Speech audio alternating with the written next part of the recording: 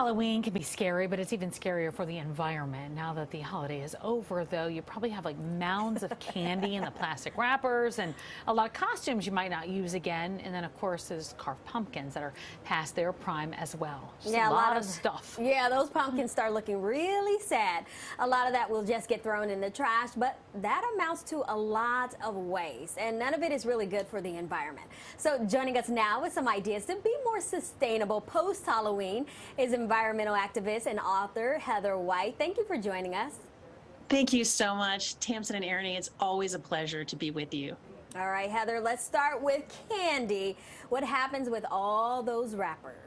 Oh, such a good question. Those wrappers generally end up in landfills, unfortunately. I know all of us are enjoying the magic of Halloween, but the day after, we're asking ourselves, what do we do? The good news is that Mars Company has partnered with a company called Rubicon, and they actually have packaging that you can put your wrappers in and then mail it back to Mars. They're sold out in the New York and New Jersey area, but some schools you might be able to reach out to, and they might be able to take your leftover Halloween candy. There's also a great program called Treats for Troops, where you can donate your leftover Halloween candy to troops abroad. And if you just Google them, you can find ways for you to send your extra Halloween candy to brighten their day. So smart, right? So thinking ahead is what I love. Let's talk about the costumes, though, because there's a lot of different parts of the costumes. There's the plastic mask part and then the different accessories. So can you explain why they're bad for the environment? Yeah, so costumes do have a lot of plastic. A lot of times that clear plastic especially has PVC, which has toxic chemicals that break down into our environment and also into our bodies. A lot of times the fabrics are treated with flame retardants, also persistent organic pollutants. So the best thing you can do is make your own costume. If you've already purchased one, save it and think about doing a costume swap in your neighborhood. You can do it next year. It could be a lot of fun and even part of a Halloween party that you could have.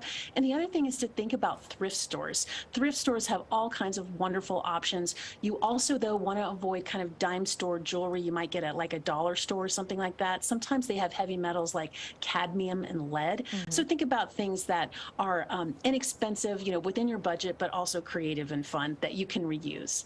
Okay, so now all those jack-o'-lanterns, as I mentioned, will start looking a little bit sad. And most people will just trash the pumpkins. Why do you say that's a bad idea, and what should they do instead?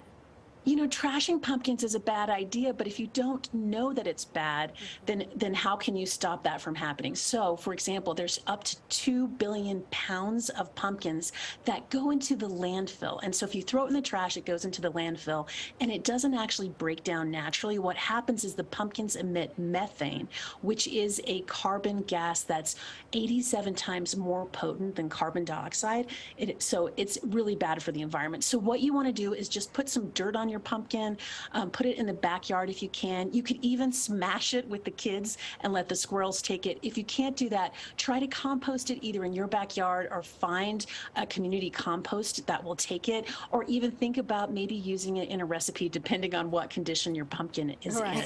But let's not put it in the trash. That's the number one thing to do. Yeah, you're so right about that. Those outdoor moldy ones probably won't hold out. We'll compost. No, they really won't. That's too spooky. Yeah, that's too spooky to eat for sure. Well, Heather, thanks so much for joining us this afternoon. It's always good to see you, that's for sure, with a lot of suggestions. It's my pleasure, and I think the one thing to remember is that we can all do one green thing each day to try to create a better future for the next generation. We can all do our part, and thank you so much for this conversation. Well, no question about that. Well, to see more of Heather's tips on being sustainable, go to onegreenthing.org or follow her on Instagram at onegreenthing.